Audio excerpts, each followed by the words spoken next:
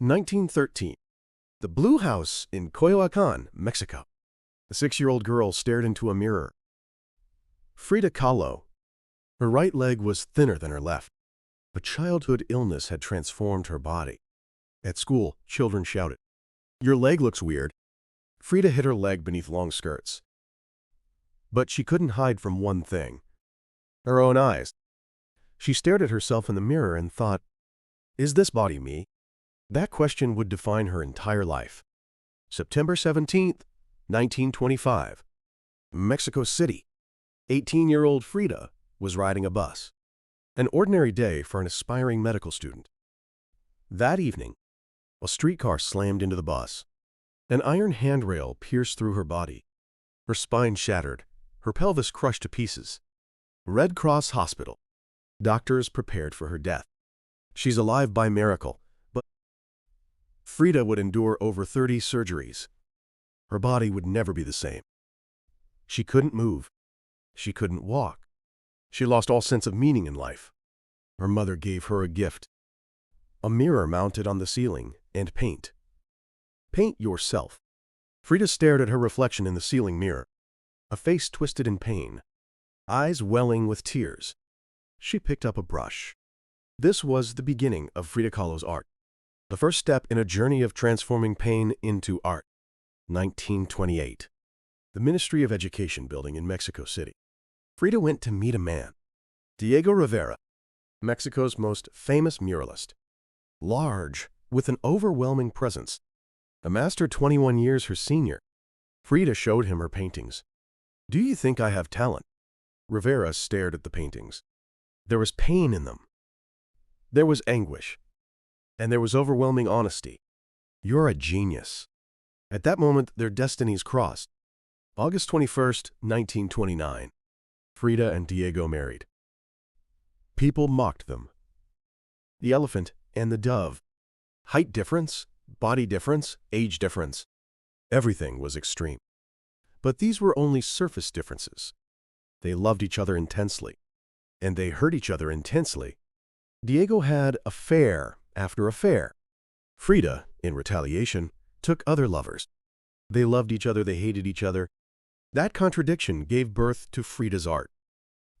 Frida's paintings were unique.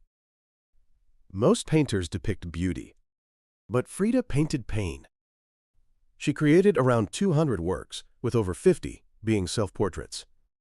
Why did she paint herself so often? Frida explained, "I am often alone, and I am the subject I know best." Her self-portraits weren't reflections in a mirror. They were cries from within. 1939. Frida and Diego divorced. Years of Diego's betrayals, especially his affair with her sister Cristina, cut deep. The rift between them had become absolute. Frida cut off her long hair, the hair Diego loved. She wore a men's suit and painted a self-portrait. Hair scattered across the floor. Scissors in her hand. The title of that painting: Self-Portrait with Cropped Hair. She turned pain into painting. Betrayal into art. That was Frida's way. But the story didn't end there. December 1940.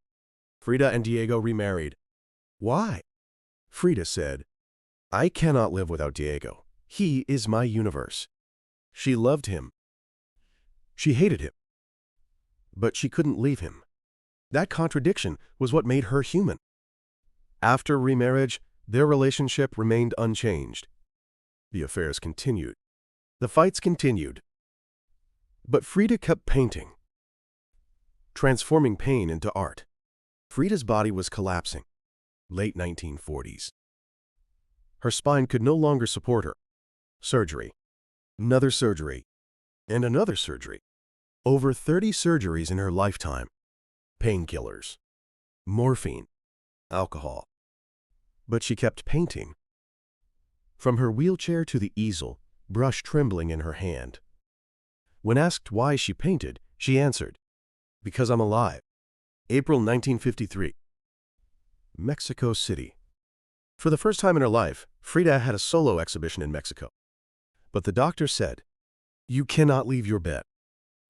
Frida replied, "Then I'll go with the bed." An ambulance arrived at the gallery. The bed was carried into the center of the venue. Frida lay in bed, gazing at her own paintings. Hundreds of people surrounded her. Applause filled the room. She smiled. A smile filled with pain. July 1954. The Blue House in Coyoacán. In her final diary entries, Frida wrote, Espero alegre la salida, y espero no volver jamás. I hope the exit is joyful, and I hope never to return. July 13, 1954. She took her last breath. She was 47 years old. It was a short life. A life filled with pain. But she left behind around 200 works, over 50 self-portraits, a fusion of Mexican culture and personal suffering. A woman who transformed pain into art. That was Frida Kahlo. So what can we learn from this story? Frida didn't live a perfect life. Her body was broken, her love betrayed, her pain never ceased. But she never gave up. She didn't hide from her pain. She confronted it. And she transformed it into art. Her self-portraits aren't beautiful, but they're honest. She painted not surface beauty, but inner truth. Frida became a symbol for female artists because she never betrayed herself. In 2021, one of her self-portraits sold for approximately $40 million, setting a record for Latin American art. Once called Diego's wife, she now commands greater recognition than her husband. Transforming pain into art. Not everyone can do that. But being honest with yourself, that's a choice anyone can make. So I want to ask you, everyone has pain, but how you handle it is up to you. How are you facing your own pain? And what could you transform that pain into? Share your thoughts in the comments. Thank you for joining me on this journey. Frida Kahlo transformed pain into art. You too can transform the challenges in your life into something meaningful. On this channel, we explore the decisions and strategies of history's giants, offering wisdom you can apply to your own life. If this story inspired you, consider subscribing and hitting the like button. I'll see you in the next story.